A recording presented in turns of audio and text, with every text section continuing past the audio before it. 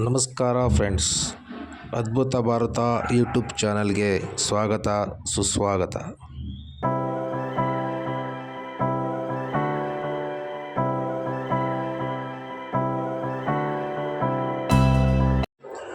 ಬೆಂಗಳೂರಿಂದ ಸುಮಾರು 50ರಿಂದ 60 ಕಿಲೋಮೀಟರ್ ದೂರವಿದೆ ಈ ಭೈರವದುರ್ಗ. ಭೈರದುರ್ಗವು ಬೆಂಗಳೂರಿನ ಸುತ್ತಮುತ್ತಲಿನ 9 ದುರ್ಗಗಳು ಅಥವಾ ನವದುರ್ಗಗಳ ಒಂದು ಭಾಗವಾಗಿದೆ. ಉಳಿದ 8 ಕೋಟೆಗಳು ಈ ಕೆಳಗಿನಂತಿವೆ: ನಂದಿದುರ್ಗ, ಸಾವನದುರ್ಗ, ಚನ್ನರಾಯದುರ್ಗ, ದೇವರಾಯನದುರ್ಗ, ಹುಲಿಯೂರು ದುರ್ಗ, ಉತ್ತರಿ ದುರ್ಗ, ಕಬ್ಬಾಳದುರ್ಗ ಮತ್ತು ಮಾಕಳಿ ದುರ್ಗ. ಭೈರವದುರ್ಗ ಕೋಟೆಯನ್ನು ಕೆಂಪೇಗೌಡರು ನಿರ್ಮಿಸಿದರು.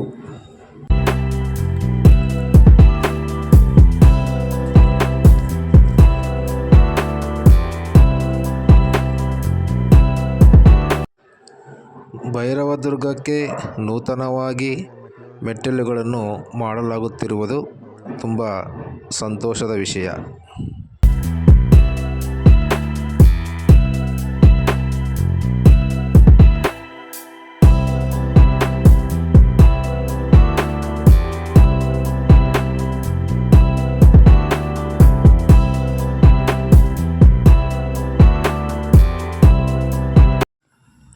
ಇಲ್ಲಿಂದ ಹೊಸ ಮೆಟ್ಟಿಲುಗಳು ಎಂಡಾಗಿ ಮತ್ತೆ ಪುರಾತನ ಮೆಟ್ಟಿಲುಗಳು ಶುರುವಾಗುತ್ತವೆ.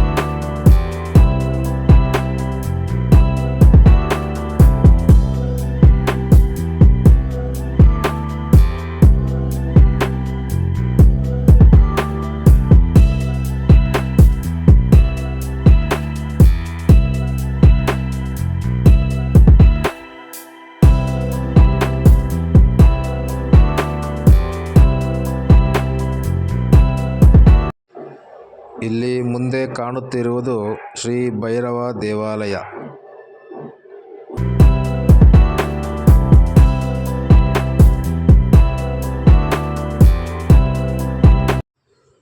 ಇಲ್ಲಿ ದೇವಾಲಯದ ಎಡಗಡೆ ಒಂದು ಚಿಕ್ಕದಾದ ಗುಹಾಂತರ ರೀತಿ ಕಾಣುತ್ತದೆ. ಅದನ್ನು ಕೂಡ ನಾವು ನೋಡ್ಬೋದು.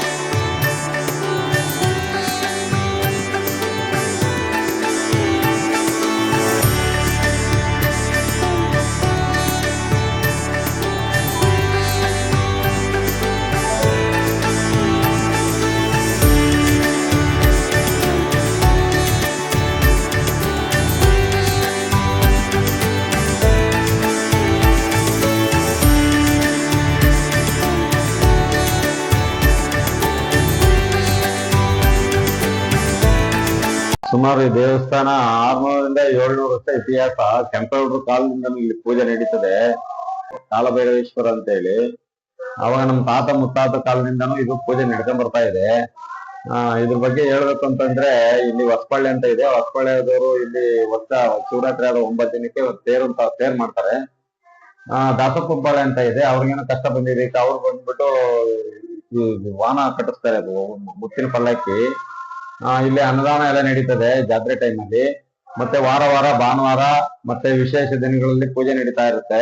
ಫಸ್ಟ್ ದೇವಸ್ಥಾನ ಈ ತರ ಇರ್ಲಿಲ್ಲ. ಈ ನಡುವೆ ನಾವುಗಳು ಪೂಜೆಗೆ ನಿಂತ್ಕೊಂಡ್ಮೇಲೆ ಜನಗಳು ಸಹಾಯ ತಗೊಂಡು ನಾವು ಇಟ್ಟಿಗೆ ಮಳ್ಳು ಎಲ್ಲ ತಗೊಂಡ್ಬಂದು ಇಲ್ಲಿ ಈ ತರ ಎಲ್ಲ ಮಾಡಿದೀವಿ.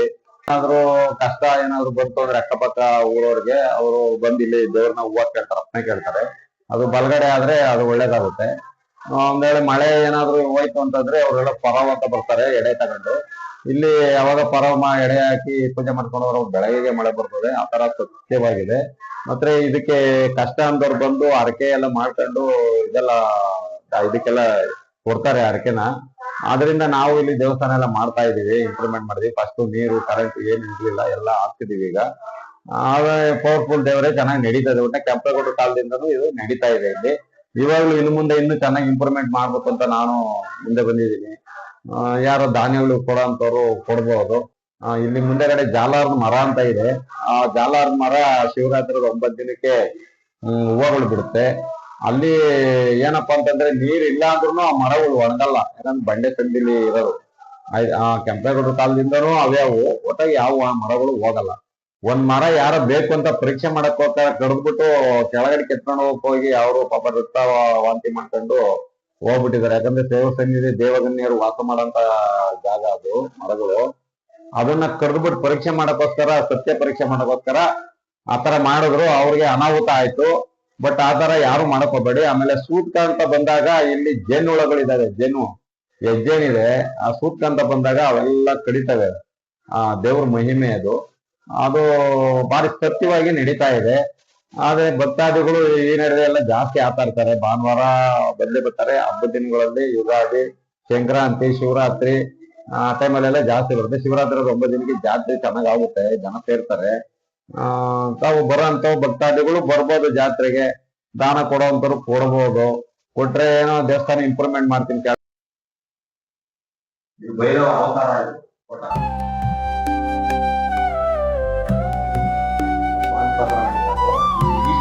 ನಾನು ಮಾಡ್ತೀನಿ, ಅದೇ ಯಾಕಡೆ ಮಾಡಿದ್ದು.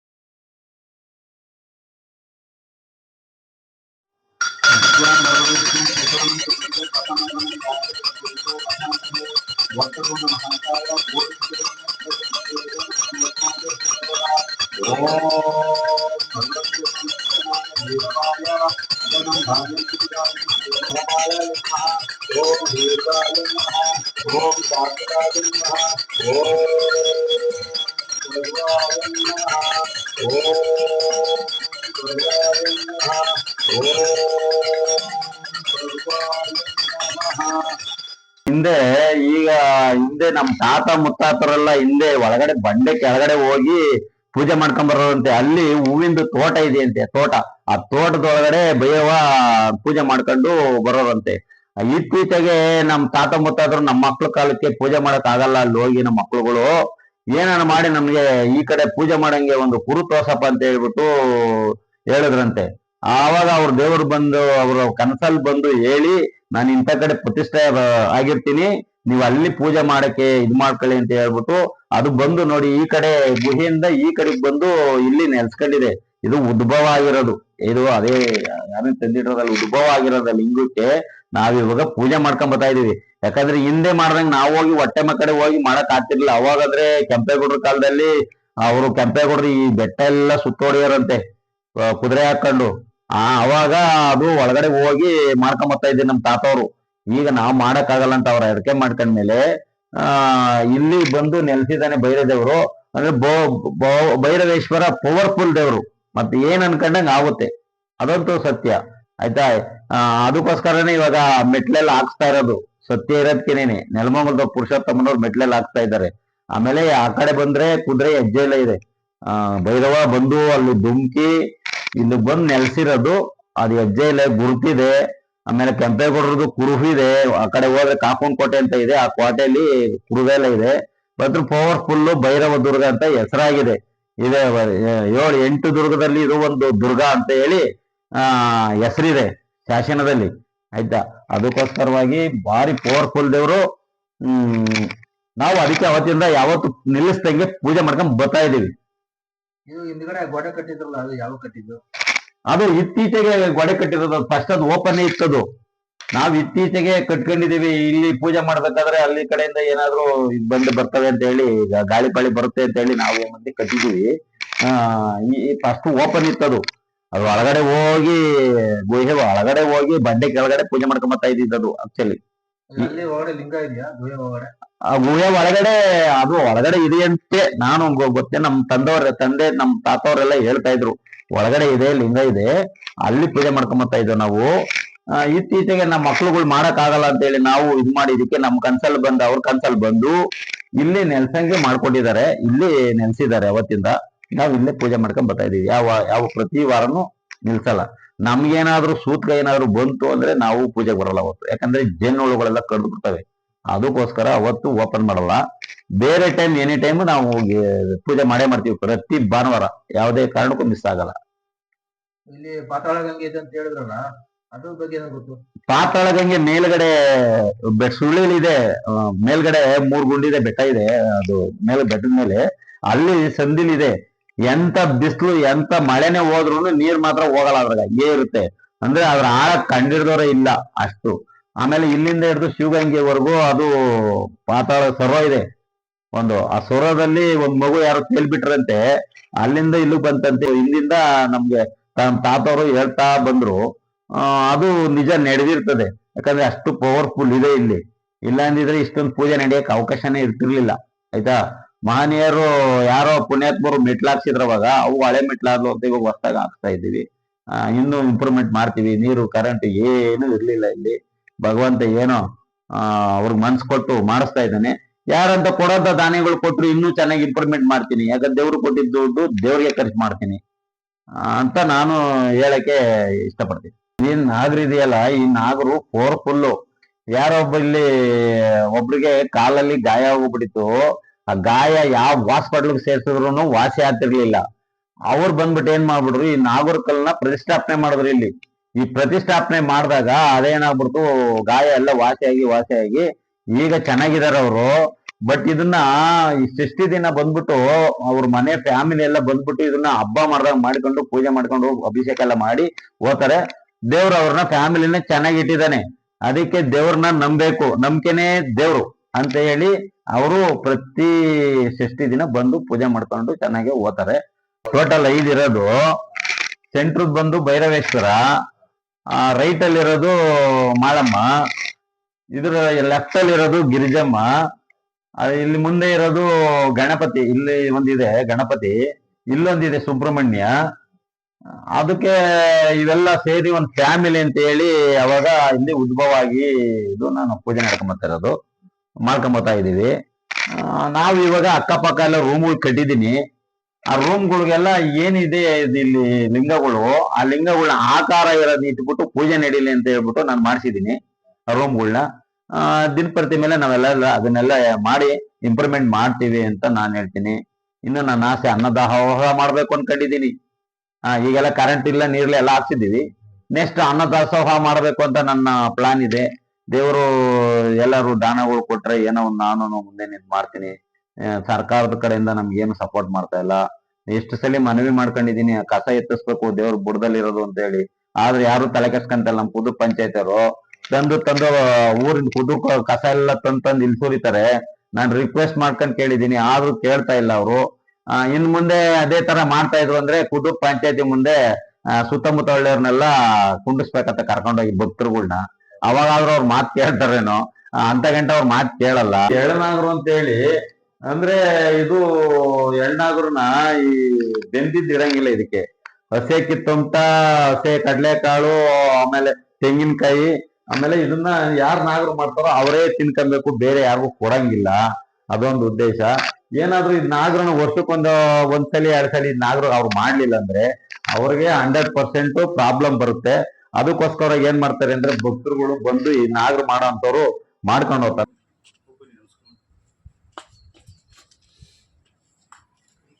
ಅದೇನು ಏನ್ ಮರ ಅದು?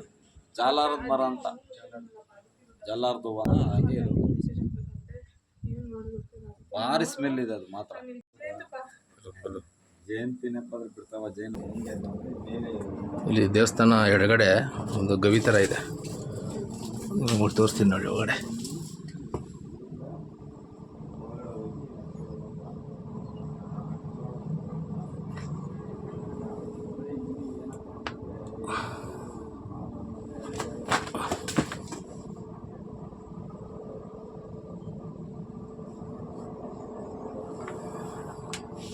ಸುಮಾರು ಅದ್ರೊಳಗಡೆ ಡೋನ ಹೋಗೋ ಥರ ಇದೆ.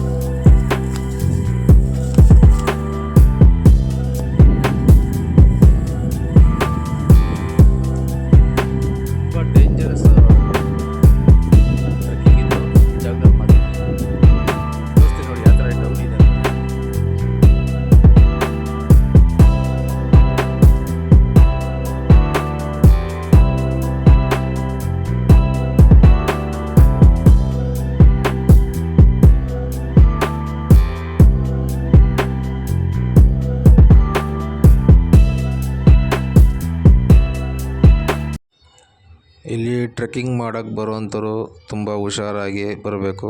ಸ್ವಲ್ಪ ಜಾರಿದ್ರೂ ಕೆಳಗಡೆ ಬೀಳ್ತೀರ, ಜೀವಕ್ಕೆ ಗ್ಯಾರಂಟಿ ಇಲ್ಲ. ಬಂಡೆಗಳು ತುಂಬ ಸ್ಟೀಪ್ ಆಗಿದ್ದಾವೆ.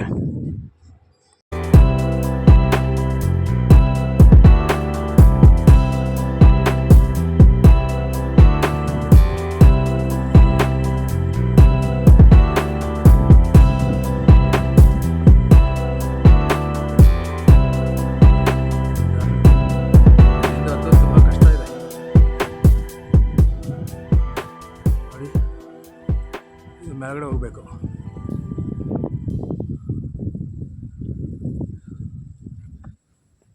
ಇಲ್ಲೇ ಈ ಪಕ್ಕದಲ್ಲಿ ಇಲ್ಲಿಂದ ಹೋಗಿ ಟ್ರೈ ಮಾಡಿ ನೋಡ್ತೀನಿ.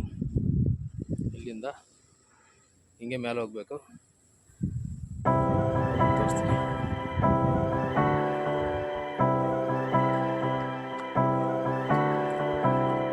ಹುಷಾರಾಗಿ ಇಳಿಬೇಕು. ಇಲ್ಲಿ ಮಕ್ಕಳು ಮತ್ತು ದೇವಸ್ಥಾನದವರೆಗೂ ಯಾರು ಬೇಕಂದ್ರೂ ಹತ್ಬೋದು.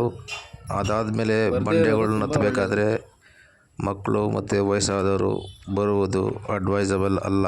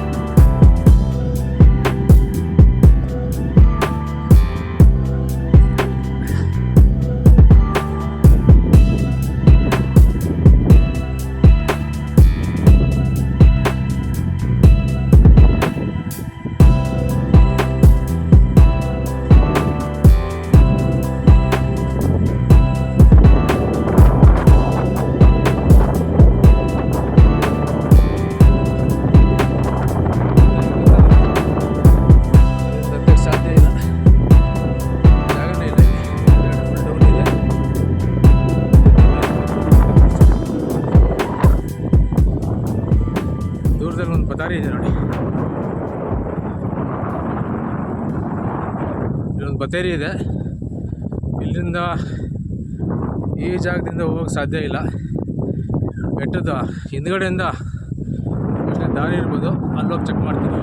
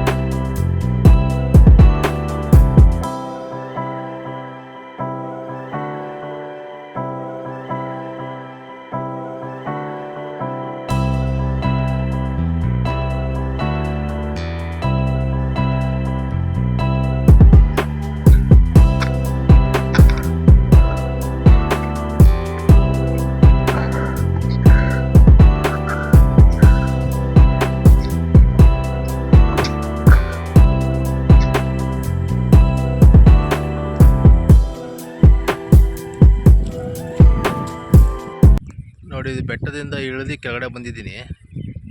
ಬೆಟ್ಟದಿಂದ ಇಳಿದು ಬಂದಮೇಲೆ ಬೆಟ್ಟದ ಕೆಳಗಡೆ ಎಂತೆಂಥ ಕೆಲಸ ಮಾಡಿದ್ರು ಅಂತ ನಿಮ್ಗೆ ತೋರಿಸ್ತೀನಿ ನೋಡಿ. ಬೆಟ್ಟದಿಂದ ಇಳಿದು ಬಂದು ಇಲ್ಲಿ ಬೆಟ್ಟದ ಎಡಗಡೆಗೆ ನೋಡಿ ಎಂಥ ಕೆಲಸ ಮಾಡಿದ್ದಾರೆ ನೋಡಿ.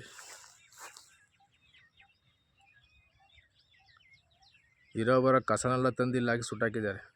ಯಾವುದೋ ಫ್ರಿಜ್ಜು, ವಾಷಿಂಗ್ ಮಿಷಿನ್, ಹಳೆ ಒಂದು ಐಟಮ್ಸ್ಗಳು ಎಲ್ಲ ಇಲ್ಲಿ ಕಸ ಹಾಕಿ ಪವಿತ್ರ ಕ್ಷೇತ್ರನ ಹಾಳು ಮಾಡ್ತಾಯಿದ್ದಾರೆ.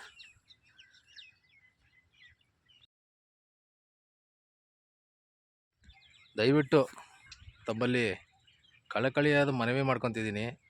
ಇಂಥ ಪವಿತ್ರವಾದ ಕ್ಷೇತ್ರವಾದಂಥ ಭೈರವ ದುರ್ಗ ಇಂಥ ಬೆಟ್ಟದ ತಪ್ಪಲಲ್ಲಿ ಇಂಥ ಕಸಗಳನ್ನು ಹಾಕಿ ನೀವು ಸುಟ್ಟು ಪರಿಸರನ ಹಾಳು ಮಾಡ್ತಾಯಿದ್ರಲ್ಲ, ನಿಮಗೆ ನೀವೇ ಯೋಚನೆ ಮಾಡ್ಕೊಳ್ಳಿ. ನಿಮ್ಮ ಮನೆ ಮುಂದೆ ಇದೇ ಥರ ಬಿದ್ದಿದ್ರೆ ಕಸ ಹಾಕ್ಬಿಟ್ಟು ಇದು ಮಾಡಿದ್ರೆ ನಿಮ್ಗೆ ಚೆನ್ನಾಗಿರುತ್ತಾ? ಅಟ್ಲೀಸ್ಟ್ ಇಂಪ್ರೂವ್ ಮಾಡೋಕ್ಕಾಗಿಲ್ಲ ಅಂದರೆ ಹಾಳು ಮಾಡೋಕ್ಕೆ ಹೋಗ್ಬೇಡಿ. ಸಂಬಂಧಪಟ್ಟ ಅಧಿಕಾರಿಗಳು ಇದ್ರ ಮೇಲೆ ಒಂದು ಕೂಡಲೇ ಆ್ಯಕ್ಷನ್ ತೊಗೊಂಡು ಇದನ್ನು ಕ್ಲೀನ್ ಮಾಡಿಸಿ.